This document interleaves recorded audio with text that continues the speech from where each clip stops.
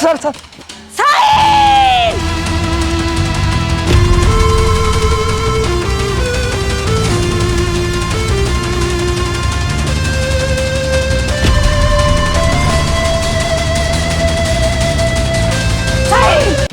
এটা আমি কি দেখলাম?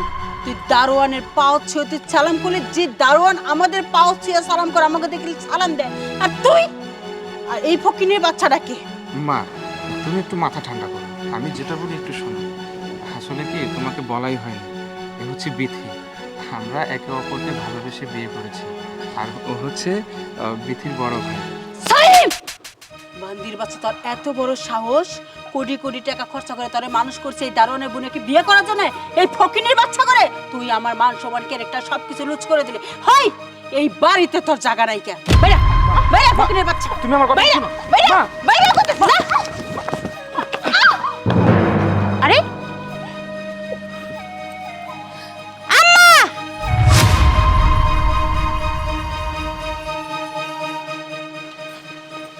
আম্মা, আপনি ওদেরকে ঘা ধাক্কা দিয়ে কেন বের করে দিলেন?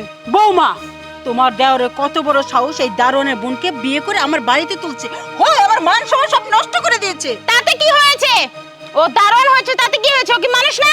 আপনি কি ভুলে যাচ্ছেন আপনার ছেলেকে আমি বিয়ে করেছিলাম কিসের জন্য? শুধুমাত্র ভালোবেসে বিয়ে করেছিলাম। তাছাড়া আপনার ছেলে আমার পায়ের নগেরও যোগ্য ছিল না। কিসের জন্য? আপনারা কতটুকু বড় লোক, আপনাদের চেয়ে বেশিরভাগ বড় লোক আমি, কিন্তু আমি কখনো আমাদের বড় লোকের দাম্ভিকতা দেখাই না। আর আপনি সামান্য একটু বাড়িঘর নিয়ে এতটা দাম্ভি হয়ে গেছেন কিসের জন্য? ও দারুণ হয়েছে, তাতে কি হয়েছে? ও মানুষ। মা, ওদেরকে এখনই আপনার বাসায় তুলুন। বৌমা, তুমি একটু বেশি কথা বলছো। আমার মান সম্মানের ব্যাপার, দারুণের বোনকে বিয়ে করবে না, মান সম্মান আমার ক্যারেক্টার লুজ করা আমি মেনে নিতে পারবো না। তোমার যা কিছু তুমি তাই করো, এর মধ্যে আমি নাই। চুপ করুন আম্মা, অনেকক্ষণ ধরে আপনার কথা শুনছি, আপনার আর একটা কথাও শুনবো না। কি এমন ভুল করেছে? সাইম বিথিকে ভালোবেসে বিয়ে করেছে। সবার আগে ভালোবাসা, সেটা ভুলে যাবেন না। বড় লোক ছোট লোক সেইটা কোনো ব্যাপার না। দেখুন আম্মা, আপনি ওদেরকে মেনে নেবেন কি না নেবেন সেটা আমি কখনো দেখবো না। আমি ওদেরকে বাসায় নিয়ে যাব, আর যদি আপনি রাজি না হন না, আমি এ বাড়ি থেকে চলে যাব। বিথি, শুভ, বাড়ি চলো চলো। ও মাই গড! হারামজাদা পোলা একটা বড় লোকের বিটিরে বিয়ে করে আনছে, আমার মান সম্মান সব সময় লুজ করে ফেলে। ও মাই গড! খালি লুচি করলো আমার মান সম্মান, আমার মান সম্মান কিচ্ছু রইলো না।